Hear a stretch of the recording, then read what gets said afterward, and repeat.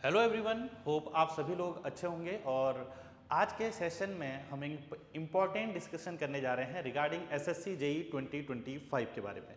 तो जैसा कि आप लोगों को पता होगा कि रिसेंटली एसएससी जेई 2024 का जो हमारा रिजल्ट है, वो जो फाइनल रिजल्ट है वो रिलीज हो चुका है। और एक कैलेंडर भी जारी किया गया है एसएससी जेई के द्वारा, जिसमें एसएससी जेई 2025 की जो फॉर्म फिलिंग की डेट है वो बताई गई है 5 अगस्त से 28 अगस्त के बीच में। इसका मतलब जो एसएससी जेई 2025 हमारा आएगा उसमें जो फॉर्म फिलिंग स्टार्ट हो जाएगी वो 5 अगस्त से स्टार्ट होने वाली है। और इसी कैलेंडर के अकॉर्डिंग, एक ऑफिशियल नोटिफिकेशन के अकॉर्डिंग, जो इन्होंने एग्जामिनेशन की टेंटेटिव डेट दी है वो अक्टूबर नवंबर के बीच में दी है। इसका मतलब इन्होंने ये बताया है कि अक्टूबर नवंबर में आपका एग्जाम भी कंडक्ट करा दिया जाएगा। ठीक है, तो ये बात रही 2025 के रिगार्डिंग, क्योंकि उसने एक ऑफिशियल नोटिफिकेशन में एक कैलेंडर रिलीज, जो आपका पहले ही का एक कैलेंडर रिलीज हो जाता है, उसमें ये चीज़ें ऑलरेडी दे चुके हैं।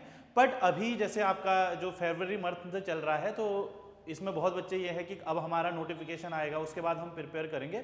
बट उन्होंने ऑलरेडी नोटिफिकेशन की डेट और एग्जामिनेशन की डेट को क्या कर दिया है, रिलीज कर दिया है। एक टेंटेटिव डेट एग्जामिनेशन की भी दे दी है और उसी में बता दिया गया है कि उनका जो आपका फॉर्म फिलिंग है वो कब से कब तक स्टार्ट हो जाएगी।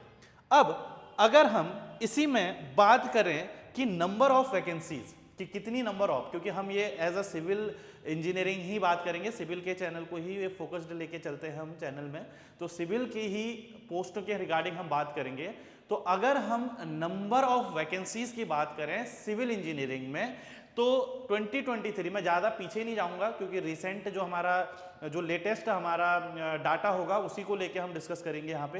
तो अगर हम बात करें 2023 की, तो सिविल में लगभग 1145 पोस्टें यहाँ पर देखने के लिए मिली थी। और अभी जो रिजल्ट रिलीज हुआ है उसमें लगभग 1250 पोस्ट के लिए एग्जाम कंडक्ट कराया था। ये केवल सिविल इंजीनियरिंग की मैं बात कर रहा हूं। और ये अनुमान लगाया जा रहा है कि लगभग 1700 प्लस पोस्टों के लिए जो आपकी वैकेंसी है 2025 के लिए रिलीज होने वाली है। तो ये रही बात ऑफ नंबर ऑफ वैकेंसीज की, कितनी नंबर ऑफ वैकेंसीज आने वाली है ये आपका, और कितनी नंबर ऑफ वैकेंसीज आपकी आ चुकी हैं लास्ट 2 ईयर्स में, इसकी बात। अब ये नंबर ऑफ जो हम वैकेंसीज कह रहे हैं 1700 प्लस वैकेंसीज की जो हम बात कर रहे हैं, ये किस किस डिपार्टमेंट में आपको देखने के लिए मिलेंगी सिविल इंजीनियरिंग के अंदर। तो बीआरओ में आपको देखने के लिए मिलेंगी border research organisation, CPWD central public work department, CWC central water commission, NTRO Farakka barrage project, MES, CWPRS। तो ये डिफरेंट आपके डिपार्टमेंट हैं जहां पर ये आपको सिविल इंजीनियरिंग की पोस्ट देखने के लिए मिलती हैं कि किस किस आपकी जो किस किस डिपार्टमेंट में आप इस एग्जाम को क्वालिफाई करने के बाद जा सकते हैं। तो जो बच्चा बिल्कुल बिगिनर है और टारगेट कर रहा है एसएससी जेई 2025 को, तो मैं उसको थोड़ा सा एक एग्जाम पैटर्न के बारे में भी बताना चाहूँगा कि किस तरीके का आपका एग्जाम पैटर्न रहता है और किस तरीके से आपको क्वालिफाई मार्क्स लाने होते हैं। तो इसके हमने अलग अलग सेशन आपके कंडक्ट कराने हैं। तो अभी आज के सेशन में बस जो नया है, जो आपका नया बच्चा है जो ऑलरेडी पेपर दे रहा है, उसको तो ऑलरेडी हर चीज़ें पता है कि किस तरीके का पेपर CBT 1 रहता है, किस किस डिफरेंट स्टेजेस के दौरान यहाँ पर हम सिलेक्शन लेते हैं। पर जो बच्चा एज अ बिगनर या अभी नया एग्ज़ाम देगा या पहली बार एसएससी 2025 को देगा, तो उसके लिए मैं आपको थोड़ा सा इस पेपर के बारे में बता देता हूं। तो मैंने पोस्ट के बारे में ऑलरेडी आपको बता दिया है कि क्या नंबर ऑफ पोस्ट रहने वाली है ना, लगभग। और अब अगर मैं बात करूं एग्जामिनेशन की, तो यहां पर देखिए जो हमारा एसएससी जेई का एग्जाम पैटर्न रहता है, इसमें 3 फेज रहते हैं। एक आपका रहता है CBT 1, दूसरा आपका रहता है CBT 2 और तीसरा आपका रहता है DV, जहां पर आपको डॉक्यूमेंट वेरिफिकेशन कराना होता है। तो अगर मैं बात करूं CBT 1 की, तो CBT 1 में टोटल 200 मार्क्स का एक पेपर रहता है और 200 इसमें टोटल नंबर ऑफ क्वेश्चंस भी रहते हैं। मतलब हर एक क्वेश्चन आपका 1 मार्क्स का रहता है और 1/4 इसमें क्या रहती है, नेगेटिव मार्किंग रहती है। मतलब 0.25, अगर आप एक क्वेश्चन गलत करते हैं तो आपका 0.25 मार्क्स क्या हो जाएगा, कट हो जाएगा। ठीक है, अब इस CBT 1 में मैंने बोला 200 क्वेश्चन है, 200 मार्क्स हैं, और इसके लिए जो आपको टाइमिंग मिलने वाली है वो 2 आवर्स की। तो ये पेपर है आपको 2 घंटे में कंप्लीट करना है, मतलब 120 मिनट में आपने ये 200 क्वेश्चंस को क्या करना है, कंप्लीट करना है। अब ये 200 क्वेश्चंस में जो 100 क्वेश्चन हैं ये टेक्निकल रहने वाले हैं, मतलब आपकी जो भी ब्रांच है, जैसे सिविल आपकी ब्रांच है तो सिविल इंजीनियरिंग से रिलेटेड आपके 100 क्वेश्चन रहने वाले हैं, जो डिफरेंट सब्जेक्ट रहते हैं आपके, जैसे सोम, सर्वे, FM, RCC, सॉइल मैकेनिक्स, इससे रिलेटेड 100 क्वेश्चन पूछे जाएंगे। और इसका हम एक सेपरेट वीडियो बनाएंगे जिसमें आपको सब्जेक्ट वाइज वेटेज भी बताया जाएगा कि किस सब्जेक्ट से किस किस तरीके के क्वेश्चन लास्ट 2 ईयर में पूछे गए हैं।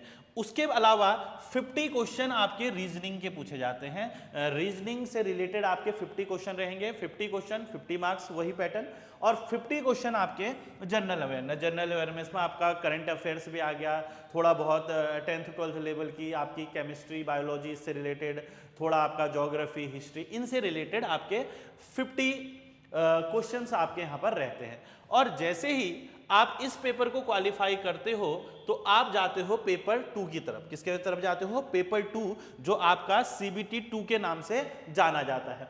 अब अगर हम CBT 2 की बात करें तो CBT 2 में आपके फिर से 100 क्वेश्चन रहने वाले हैं और 300 मार्क्स का ये आपका पेपर रहने वाला है। अब पहली एक इंपॉर्टेंट ध्यान देने वाली बात और ये है कि CBT 1 में आपका कैलकुलेटर नॉट अलाउड, जो कैलकुलेटर है वो अलाउड नहीं होगा, और यहां पर आपका जो कैलकुलेटर है वो अलाउड होगा।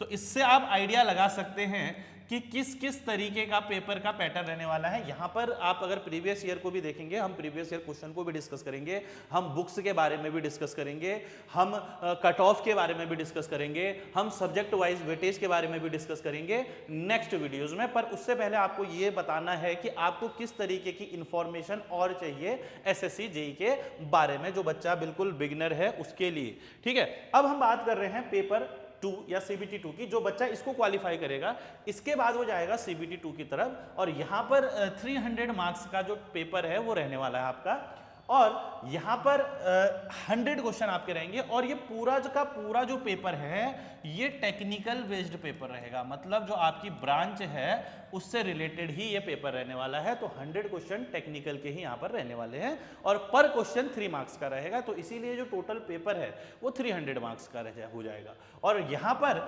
1/3 आपकी नेगेटिव मार्किंग रहने वाली है। उसके बाद इन दोनों, एक क्वालिफाई आपने किया, क्वालिफाई के मार्क्स भी आपके आगे आके जुड़ेंगे, और प्लस ये मार्क्स जो आपके 300 मार्क्स हैं, इन दोनों को कंबाइन करके ही आपको DV के लिए बुलाया जाएगा, जो लास्ट स्टेज आपकी इस एग्जामिनेशन की रहने वाली है।